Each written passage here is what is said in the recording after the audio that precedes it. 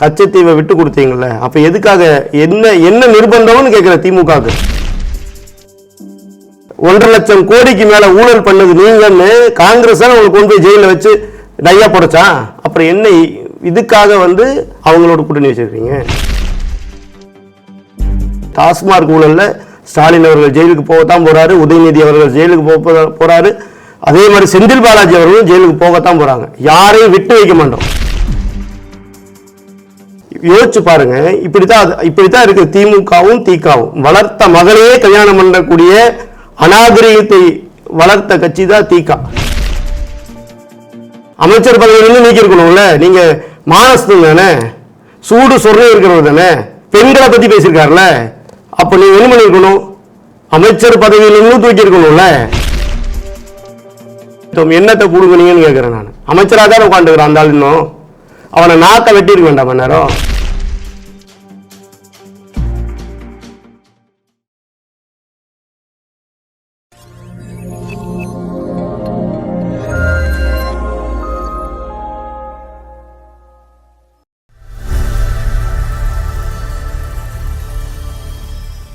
தாமரை TV நேயர்களுக்கு அன்பான வணக்கம். இன்று நமது நேர்காணலில் சிறப்பு விருந்தினர் பாஜகவின் சமூக ஊடக பிரிவு மாநில செயலாளர் விபின் பாஸ்கர் அவர்கள் நம்மோடு இணைக்கிறார். சார் வணக்கம். சார் வணக்கம் மேடம்.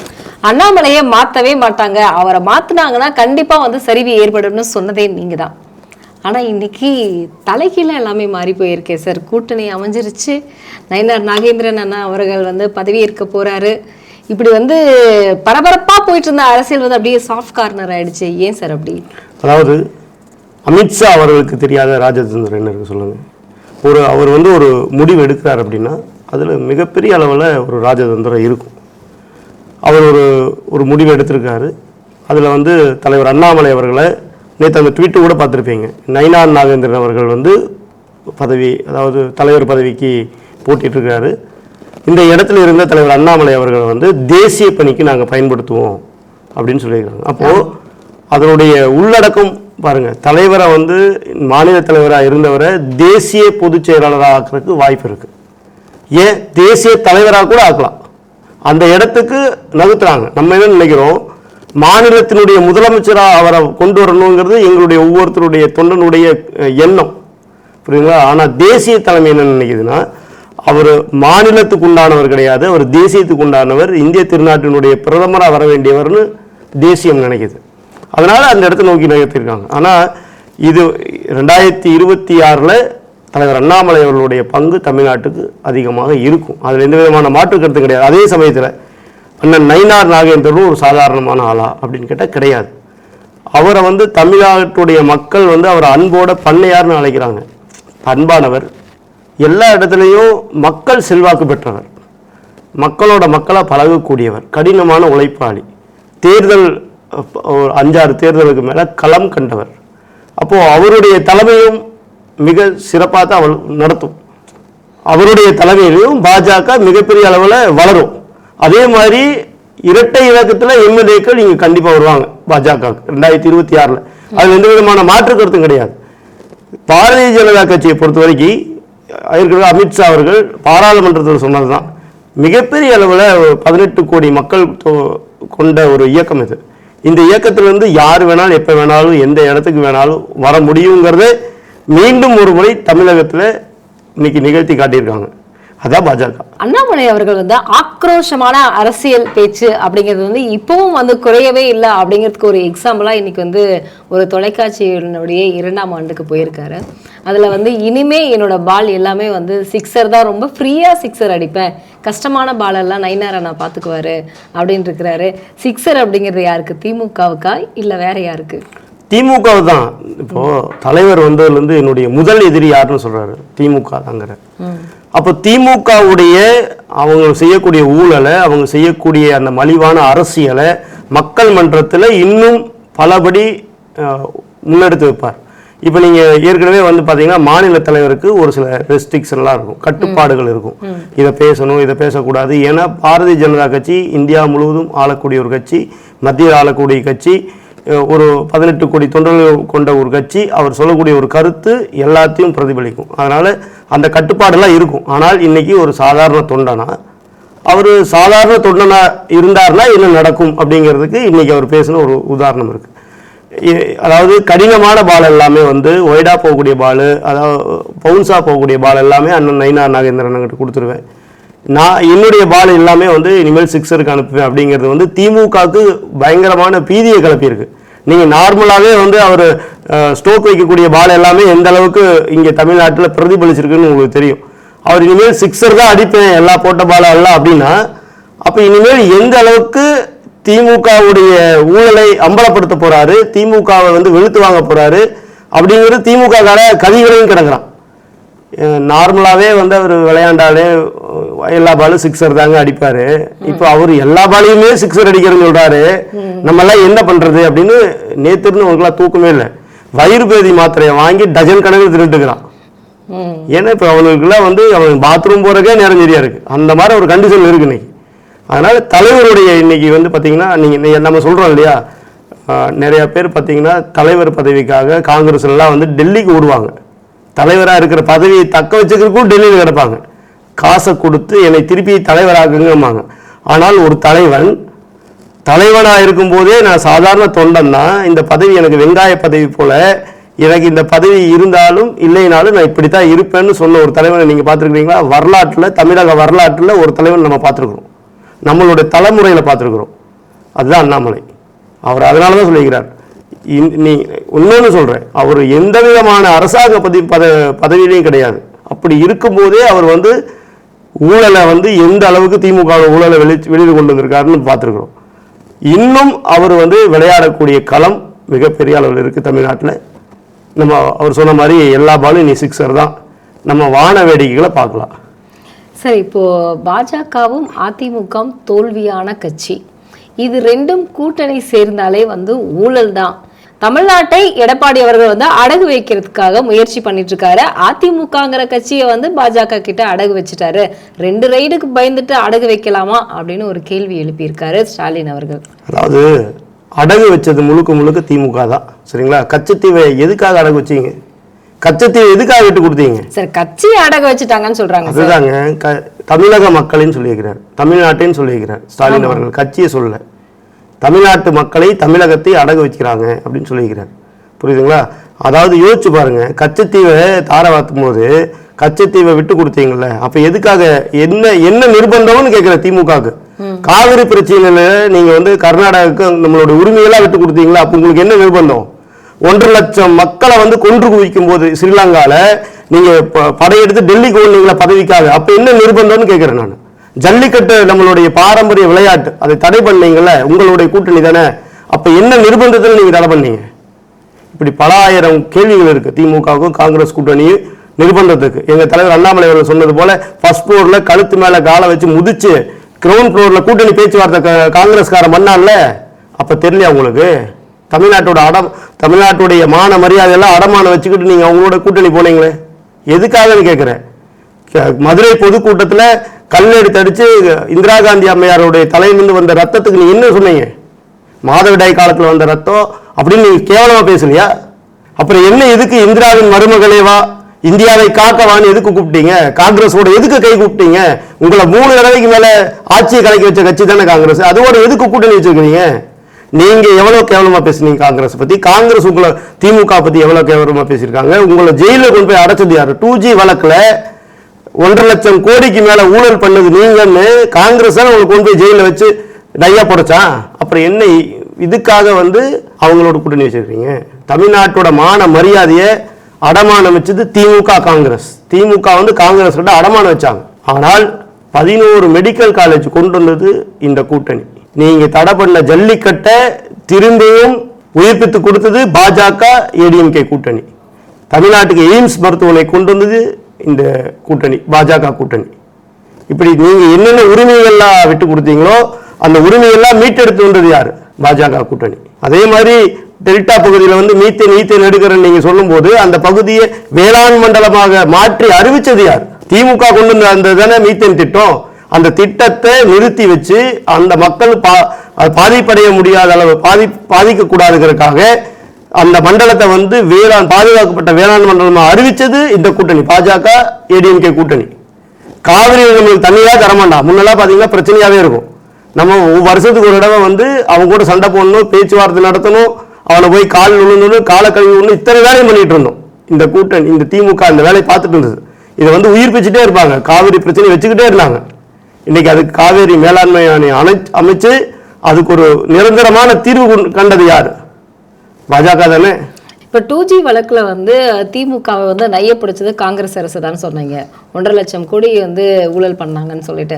ஆனால் இப்போ இடி ரெய்டு நடந்துட்டு இருக்கு இல்லையா? இந்த இடி ரெய்டு என்ன ஆச்சு? நேரு வீட்டுக்கு போனாங்க, அதுவும் வந்து ஃபெயிலியர் ஆயிடுச்சு. அதுக்கு முன்னாடி துரைமுருகன் வீட்டுக்கு போனாங்க, அதுவும் ஃபெயிலியர் ஆயிடுச்சு. ஜெகத் ரட்சகன் அலுவலகத்துக்கு போனாங்க, அதுவும் ஃபெயிலியர் ஆயிடுச்சு. இப்போ இவ்வளவு வழக்குகள் இருக்கு. இப்போ டிவிகே தலைவர் விஜய் அவர்கள் சொல்வது போல வந்து நீங்க இங்க இடி ரெய்டு நடந்துச்சுன்னா நீங்க வந்து டெல்லி போயிட்டு வந்தீங்கன்னா அது சுமூகமா முடிஞ்சிடும். திமுகவுக்கும் பாஜகவுக்கும் கள்ள கூட்டணி இருக்கு அப்படின்னு சொல்றது மாதிரி தானே நீங்களும் நடந்துக்கிறீங்க. அதாவதுங்க, இடி வந்து ஒரு தனிப்பட்ட அமைப்பு. இப்போ அந்த அமைப்பு அதனுடைய வேலையை செஞ்சுட்டு தான் இருக்கிறாங்க. இன்னைக்கு ஏதாவது செய்யாமல் இருக்காங்களா? பொன்முடியிலிருந்து ஆரம்பித்து எல்லா அமைச்சர்கள் மேலேயும் அதுக்கு உண்டான வழக்குகள் இன்னைக்கு நிலுவையில் இருக்குது. செந்தில் பாலாஜி என்ன 1.5 வருஷம் ஜெயிலில் வச்சதும் அதே இடி கேஸ் தான். இப்படி இன்னைக்கு இடி வந்து அவனுடைய முழு சுதந்திரத்தில் செயல்பட்டு இருக்கிறாங்க. காங்கிரஸ் மாதிரி நாங்கள் வந்து பயன்படுத்தலை. நீங்கள் வந்து அவரை பிடிச்சி உள்ள போடுங்க, எங்களுக்கு வேண்டாதெல்லாம் ஆளெல்லாம் பிடிச்சி உள்ள போடுங்கன்னு சொல்லு. மக்கள் விரோதம் செய்த எல்லாத்தையும் பிடிச்சி உள்ள போட்டுருக்குறோம். அவங்களுக்கு ஒரு வாய்ப்பு இருக்குது, நீதிமன்றத்தை போய் அணுகி அதுக்கு உண்டான அந்த வழிமுறைகளை அவங்க பின்பற்றிருக்கிறாங்க. அதனால இன்னைக்கு வெளியில் இருக்கிறாங்க. ஆனால் இன்னும் இருக்கும், இடியுடைய அந்த இறுக்கம் இன்னும் அதிகமாகும். தலைவர் மோடி நேற்று வந்து அமித்ஷா அவர்கள் மிக தெளிவாக சொல்லியிருக்காரு, இந்த ஸ்கேம் எல்லாம் நிறைய நடந்திருக்கு. ஊட்டச்சத்து அந்த உபகரணங்கள்லேருந்து எல்லாத்துலேயுமே பார்த்தீங்க அப்படின்னா நிறைய மிகப்பெரிய அளவில் ஊழல் நடந்திருக்கு. டாஸ்மார்க் ஊழல் எடுத்துக்கோங்க, இப்படி ஏகப்பட்ட ஊழல்கள் நடந்திருக்கு. அதுக்கு உண்டான முன்னெடுப்பை பாஜக இனிமேல் எடுக்கும். கண்டிப்பாக இந்த டாஸ்மார்க் ஊழலில் நீங்கள் பார்க்க தான் போகிறீங்க. டாஸ்மார்க் ஊழலில் ஸ்டாலின் அவர்கள் ஜெயிலுக்கு போகத்தான் போகிறாரு, உதயநிதி அவர்கள் ஜெயிலுக்கு போகிறாரு, அதே மாதிரி செந்தில் பாலாஜி அவர்களும் ஜெயிலுக்கு போகத்தான் போகிறாங்க. யாரையும் விட்டு வைக்க மாட்டோம். இப்போ நேரு அவர்களுடைய அலுவலகத்தில் வந்து நடந்த இடி ரெய்டு வந்து பார்த்தீங்கன்னா 10 மணி நேரம் நடந்தது, 7 இடங்களில் நடந்தது. ஆனால் வந்து ஒரு ஆவணங்களுமே வந்து கைப்பற்றின மாதிரியும், அதே மாதிரி வந்து பார்த்தீங்கன்னா இடியினுடைய அறிக்கையில் எதுவுமே வந்து வெளியிடவே இல்லையே. இடி வந்து எதுக்கு இங்கே சொல்லணும்? இடி நாங்கள் இது எடுத்துருக்கோம். டாஸ்மார்க்ல மட்டும் ஏன் சொன்னாங்க? டாஸ்மார்க்ல எத்தனை நாள் கழிச்சு சொன்னாங்க அதை சொல்லுங்க. டாஸ்மார்க் எடுத்துட்டு போயிட்டு அவங்க அதை வந்து ஒரு ஆராய்ந்து அதுக்கப்புறம் ஒரு அறிக்கையை கொடுக்குறாங்க, இவ்வளவு தூரம் நடந்திருக்கு அப்படிங்கிறாங்க. இப்போ ஆமா, இதேதான் இங்கேயும் இப்போ நேருடைய சகோதரர் கூப்பிட்டுருக்குறாங்க, அவர்கிட்ட விசாரணை பண்ணிட்டு இருக்கிறாங்க. அவர் வந்து அதுக்கு உண்டான அந்த ஆவணங்களுக்கெல்லாம், அதாவது எடுத்துட்டு சென்ற ஆவணங்களுக்கெல்லாம் வந்து அவர் பதில் தரல, இவ்வளவு ஊழல் நடந்திருக்குன்னு சொல்லுறாங்க. அதுலயே பாருங்க பத்திரிகை செய்தியில என்னென்ன, அதாவது வேலை வாங்கி தருவதற்கு உண்டான இவங்க லஞ்சம் வாங்கியிருக்காங்க, அது ஊர்ஜிதமாயிருக்கு. பல மாநிலங்களுக்கு வந்து ஹவாலா பணங்கள் வந்து கைமாறி இருக்கு அப்படின்னு சொல்றாங்க சார். ஆனா வந்து இந்த இடத்துல வந்து பாத்தீங்க அப்படின்னா நேரு அவர்கள் வீட்டுக்கு ரெய்டு போவதற்கு முன்னாடி தகவல் பரிமாறப்பட்டதாக சொல்லப்படுது. ஈடியை பொறுத்த வரைக்கும் தகவல் கசியருக்கு வாய்ப்பு கிடையாது.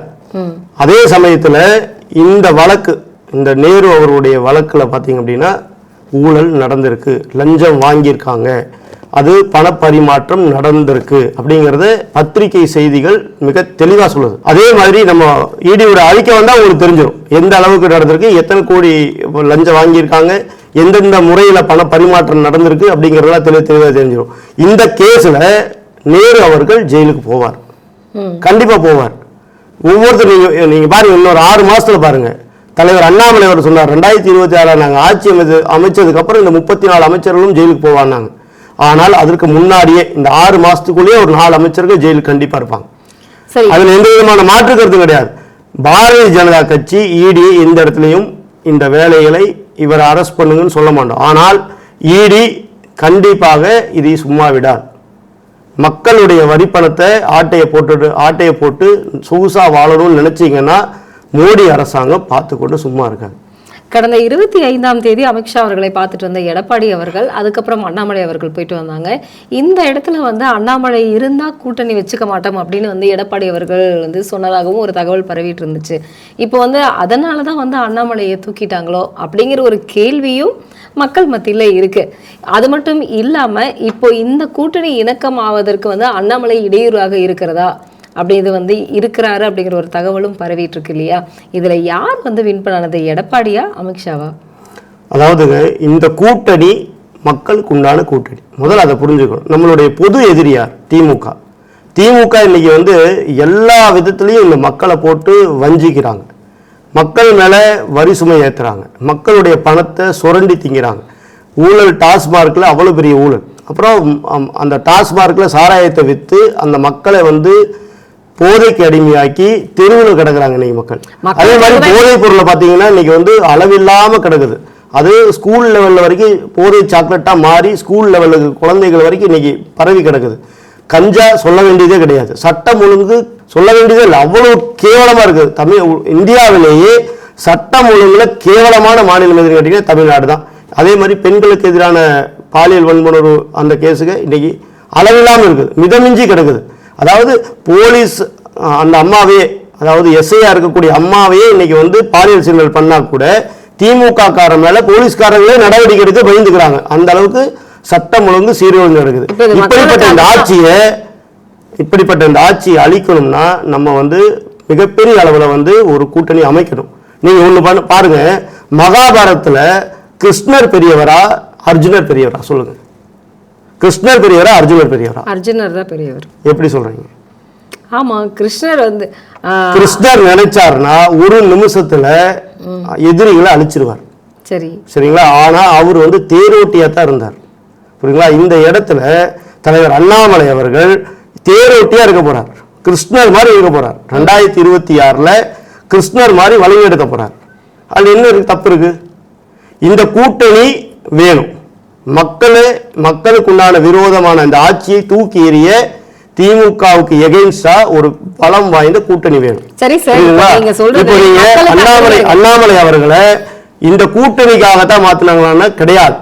அவரை தெளிவா சொல்லியிருக்கார் அமித்ஷா அவர்கள், தேசியத்துக்கு எங்களுக்கு வேணும், அதனால இப்ப எடுத்திருக்கிறோம். கண்டிப்பாக அவர் தேசிய தலைவராக கூட வாய்ப்பு இருக்கு. நான் முன்னவே சொன்னேன் உங்ககிட்ட. இல்ல, ஏற்கனவே நீங்க சொன்னீங்க சார், இது மக்களுக்கான கூட்டணியாக கூட வச்சுக்கலாம் சார். ஆனா வந்து அதிமுக எல்லாம் ஊழல் பண்ணலையா? அவங்க இதுல இருந்தா அவ்வளவு ரெய்டு இருந்துச்சு. ஆனா அதுக்கப்புறம் வந்து எந்த ஒரு தகவல்களுமே வரல. அதாவது நீங்க ஏடிஎம்கே பொறுத்த வரைக்கும் ஊழல் கட்சின்னு சொல்றீங்க.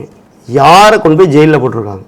இந்த அதாவதுங்க மக்கள் டெல்லி போயிட்டு வந்தா எல்லாரும் புனிதர் ஆயிடுவாங்க. அப்படி கிடையாதுங்க, அப்படி கிடையாது. இங்க ஊழல் பண்ற யாருமே விட்டு வச்சது கிடையாது. யார பிஜேபி வந்து விட்டு வச்சிருக்கிற சொல்லுங்க? எங்க கட்சியிலேயே ஒரு ஊழல் பண்ற யாரா இருந்தா கூட அவர் ஜெயிலுக்கு அனுப்புறதுல எந்த விதமான பாகுபாடும் கிடையாது. நீங்க அத்வானி அவர்கள் எடுத்துக்கோங்க. அவரை வந்து ஒரு டைரியில வந்து அவர் பேர் ஏகே அப்படின்னு இருந்தது. சரிங்களா? அதுக்காக அவர் பதவி விலகினார். சரிங்களா? அவர் மேல ஊழல் குற்றச்சாட்டு சாட்டப்பட்டது.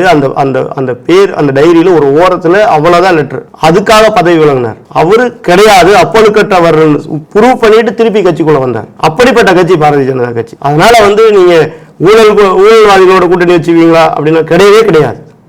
முதல் வந்து நம்மளுடைய பொது எதிரி திமுகவை இந்த மண்ணுல வேரடி மண்ணோட புடுங்கி எறியணும். அதற்குண்டானதான் இந்த கூட்டணி. அதுல எந்த விதமான சமரசத்துக்கு இடம் கிடையாது. நீங்க பாருங்க, 2026 இந்த எங்களுடைய பாஜக ஏடிஎம்கே கூட்டணி வெற்றி பெறும், எங்களுடைய கூட்டணி ஆட்சி அமையும். அப்ப நீங்க பார்க்கத்தான் போறீங்க இந்த மக்களுக்கு எந்த விதமான ஆட்சியை நாங்க கொடுக்க போறோங்க. சார், பொன்முடி அவர்களுடைய பேச்சை வந்து நீங்க கண்டிப்பா கேட்டிருப்பீங்க. இதுல வந்து சைவம் வைணவம் அப்படின்னு இந்துக்களை மட்டும் அல்லாமல் பெண்களையும் வந்து ரொம்ப இழிவாக கொச்சையாக பேசியிருந்தாங்க. அதுக்கு வந்து கழக துணை பொதுச் செயலாளர் பதவியில இருந்து அவரோட பதவியை பறிச்சிட்டதாக வந்து திமுக அதுக்கே முதல் முறையாக ஸ்டாலின் தான் வந்து பெரிய ஒரு அவருக்கு தண்டனை கொடுத்துருக்காரு அப்படிங்கிற மாதிரியான அதுக்கும் ஒரு விளம்பரம் பண்ணிட்டு இருக்காங்க. கொச்சையான பேச்சுக்கள் பேசிட்டு இருக்கக்கூடிய திமுக இப்போ ரகுபதி அவர்கள் சப்போர்ட்டாகவும் அவருக்கு கேஷுவலாக பேசுறது தாங்க, இதெல்லாம் வந்து பெருசு பண்ணக்கூடாதுன்னு சொல்லியிருக்காரு. இதை பற்றி உங்களோட கருத்து சார்? திமுக ஆபாச பேச்சுங்க, இதில் எந்த விதமான மாற்று கருத்து கிடையாது. இவர் என்ன பொன்முடி என்ன புனிதரா என்ன? அதில் நம்பர் 1 இடத்துல இருக்கிறார். நீங்கள் பெரியார் படத்தை பின்னாடி வச்சுக்கிட்டு இந்த மாதிரி கூட பேசலீன்னு எப்படி அப்படின்னு அவர் நினைச்சு பேசியிருக்கலாம். அப்படியா? ஏன்னா நீங்க பெரியாருடைய அவருடைய அந்த ஈவேராவுடைய முன்னாடி எழுதுகிற புத்தகத்துல எடுத்து பார்த்தீங்கன்னா அவர் 2 விதமான கருத்துக்களை சொல்றார். அதாவது நான் வந்து நேர்மையான கருத்துக்களை சொல்றேன், எத்தனை பேர் கேட்கறாங்கன்னு பார்த்தா ஒரு 4-5 பேர் கேட்கறாங்க. ஆனால் நான் ஆபாசமாக பேசுகிறேன், எத்தனை பேர் கேட்கறான்னு கேட்டா ஒரு ஊரே கூடி கேட்குது, கைதட்டு சிரிக்குது. அதனால என்னுடைய பாதை ஆபாச பாதையா நான் எடுத்துக்கிறேன் அப்படின்னு பெரியார் எழுதிக்கிறார். அப்ப அந்த ஈவேராவை பார்த்த உடனே இவருக்கு வந்து அந்த மாதிரி ஒரு தோணல் வந்திருக்குது, அதை பேசியிருக்கார். நானும் ஒன்று சொல்றேன், அதாவது பொன்முடி அவர்கள் சொன்ன மாதிரி நானும் ஒன்று சொல்றேன். திமுக காரன் சொன்னா நீ தீக்கால சேர்றதா இருந்தா வளர்த்த மகளையே கல்யாணம் பண்ணியிருக்கணும், அப்பதான் நீ தீக்கால சேர முடியும் அப்படின்னா. சரிடா, இதனடா இவ்வளவு கேவலமா இருக்கே அப்படின்ட்டு தீக்காக்காரங்கிட்ட போய், சரி என்னங்க நான் திமுக போனா இப்படி சொல்றானே அப்படின்னு கேட்டா, தீக்காக்காரன் சொல்றான், நீ வந்து பெரியார் சொன்ன மாதிரி 21ஆம் பக்கத்துல சொன்ன மாதிரி உன்னுடைய மனைவியை வந்து விட்டு கொடுத்தா தான் உனக்கு திமுகலயே பதவி கிடைக்கும் அப்படின்னு பெரியாரே சொல்லியிருக்காரு. அப்ப எந்த அளவுக்கு திமுகல இருக்கு பாரு, பதவி வெறி பிடிச்சவங்க இருக்கிறாங்க பாரு அப்படின்னு சொன்னாங்களாம். என்னடா கட்சியில சேர வந்தா இவ்வளவு கேவலமா பேசிக்கிறீங்களே, இப்படிப்பட்ட கேவலமான கட்சிகளாடா நீங்க அப்படின்ட்டு அந்த வெளியில் வந்தாராம். யோசிச்சு பாருங்க, இப்படித்தான் இருக்கு திமுகவும் திகாவும். வளர்த்த மகளையே கல்யாணம் பண்ணக்கூடிய அநாகரிகத்தை வளர்த்த கட்சி தான் திக. புரியுதுங்களா? தன்னுடைய சொந்த மனைவியை வந்து பதவிக்காக விட்டு கொடுத்து பதவி வெறி பிடிச்சு அலையறவங்க திமுக காரன் அப்படின்னு நான் சொல்லல, பெரியார் சொல்லியிருக்கார். இப்படிப்பட்ட கட்சியிலிருந்து வந்தவங்க வேற எப்படி பேசுவாங்க? பெண்ணியத்தை பத்தி எப்படி பேசுவாங்க? இவ்வளவு கேவலமா பேசியிருக்காங்க. நீங்க வந்து துணை பொதுச் செயலாளர் வந்து பதவியிலிருந்து நீக்கிருக்கீங்க. ஏங்க அமைச்சர் பதவியை பிறகு கொடுத்தீங்க? அமைச்சர் பதவியிலிருந்து நீக்கிருக்கணும்ல. நீங்க மானஸ்தம் தானே, சூடு சொர்ணம் இருக்கிறவர் தானே, பெண்களை பத்தி பேசியிருக்காருல. அப்ப நீங்க என்ன பண்ணிருக்கணும்? அமைச்சர் பதவியிலிருந்து தூக்கி இருக்கணும்ல. அவர் மேல கேஸ் போட்டு அவரை ஜெயில அடைச்சிருக்கணும். ஒரு மதத்தை பத்தி இழிவா பேசியிருக்கார். இதே மாதிரி ஒரு இஸ்லாமியத்தை பத்தி பேசியிருந்தா சும்மா இருப்பீங்களா? இதே மாதிரி கிறிஸ்துவத்தை பத்தி பேசியிருந்தா சும்மா இருந்திருப்பீங்களா? அப்ப இந்துனா இழிச்ச வாயினா? இந்துக்களை பத்தி அவ்வளவு கேவலமா பேசியிருக்காரு. இந்துடைய சைனவம் வைணவத்தை பத்தி இவ்வளவு கேவலமா பேசியிருக்கான். அவனை இன்னும் அமைச்சராக்கி அழகு பார்த்துட்டு உட்காந்துக்கிறீங்க. இதுல வேற கம்பு சுத்துறீங்க. முதல் எடுத்தோன்னையும் நாங்கள்லாம் நடவடிக்கை எடுத்தோம், என்னத்தை கொடுக்குறீங்கன்னு கேட்கிறேன். நான் அமைச்சராக தான் உட்காந்துக்கிறேன். அந்த ஆள் இன்னும் அவனை நாக்க வெட்டியிருக்க வேண்டாமா? நேரம் ஜெயிலில் போட்டிருக்க வேண்டாமா? அமைச்சராக அழகு பார்த்துக்கிட்டு நாங்க பதவி எடுத்துட்டு 4 நாள் கழிச்சு சேர்த்திக்க போறீங்க. வேற என்ன பண்ண போறீங்க? நீங்க வந்த பாதை தானே, அதனாலதான் நீங்க நடவடிக்கை எடுக்க தயங்குறீங்க. சும்மா ஒரு பேச்சுக்கு 4 நாள் எடுத்துக்கிட்டு திருப்பி சேர்த்திக்க போறீங்க. பொன்முடிக்கு வந்து உச்ச நீதிமன்றம் தண்டனை கொடுத்திருக்குது, அவர் குற்றவாளின்னு வச்சிருக்குது. அப்ப அந்த குற்றவாளியை அமைச்சராக்கி அழகு பார்த்தது யார்? செந்தில் பாலாஜி குற்றவாளி. அந்த குற்றவாளியை போய் காவு காத்து திருப்பி கூட்டிட்டு வந்தது யார்? நீங்க தானே. அப்ப முதல் குற்றவாளியே மு.க. ஸ்டாலின் தான். பெண்களுக்கு எதிராக நடக்கிற அனைத்து குற்றங்களுக்கும் திமுக தான் காரணம். யார் அந்த சார்ல இருந்து ஆரம்பிச்சு, யார் அந்த திமுக கார் வரையிலிருந்து, யார் அந்த தியாகி வரைக்கும் எல்லாமே திமுக காரணம். பெண்களுக்கு எகென்ஸ்டா நடந்த குற்றத்துக்கு மொத்தத்துக்கு குற்றத்துக்கு யாரு காரணம்? எல்லா பிக்சர்லையும் யாருக்குறான்? திமுக காரணம். புரியுதுங்களா? அதனால வந்து திமுக கடந்து வந்த பாதையே ஆபாசம் தான். ஆபாசமான பேச்சுக்களால தான் அவங்க வளர்ந்தாங்க. அதனால வந்து நடவடிக்கை எடுக்கணும்னா அவர் அமைச்சர் பதவியிலிருந்து நீக்கணும். அதுதான் முழுமையான நடவடிக்கை. அடிப்படை உறுப்பினர் நீக்கணும். அவரை தூக்கி ஜெயிலில் போடணும். இதை பண்ணிட்டு நாங்க வந்து பெண்ணியம் காக்கிறோம், பெண்களுக்கு நாங்க தான் முன்னாடி நிற்போம், ஏதாவது ஒண்ணுன்னா பிரச்சனைனா அப்படின்னு சொன்னா ஸ்டாலின் அவர்களை பாராட்டலாம். நாங்க அடிப்படை உறுப்பினர்லேருந்து தூக்காம நாங்க வந்து பொதுச் செயலாளர் பதவியிலிருந்து தூக்கிட்டு 4 நாள் கழிச்சு நீங்க கள்ளத்தனமா சேர்த்திக்க போறீங்க. அப்புறம் என்னத்தை போய் காப்பாற்ற போறீங்க? அதான் இந்த மாதிரி கேடு கட்டவங்க எல்லாம் இருந்து இந்த தமிழகத்தை மீட்கணும்னு தான் அமித்ஷா அவர்கள் இந்த ஸ்ட்ராங்கான வலுவான கூட்டணி அமைச்சிருக்கார். அதனால தூக்க கலைஞ்சு போச்சு ஸ்டாலின் அவர்களுக்கு. இனிமேல் தமிழகம் மிகப்பெரிய அளவில் போராட்டங்களை பார்க்க போகுது. தலைவர் அண்ணாமலை அவர்கள் வந்து ஏற்கனவே சொல்லியிருக்கார், 2026 இந்த அறிவாலயத்தினுடைய செங்கல்ல உருவாம விட போறது கிடையாது. அதனுடைய முன்னோட்டம் இந்த கூட்டணி கண்டிப்பா நடந்தே தீரும்.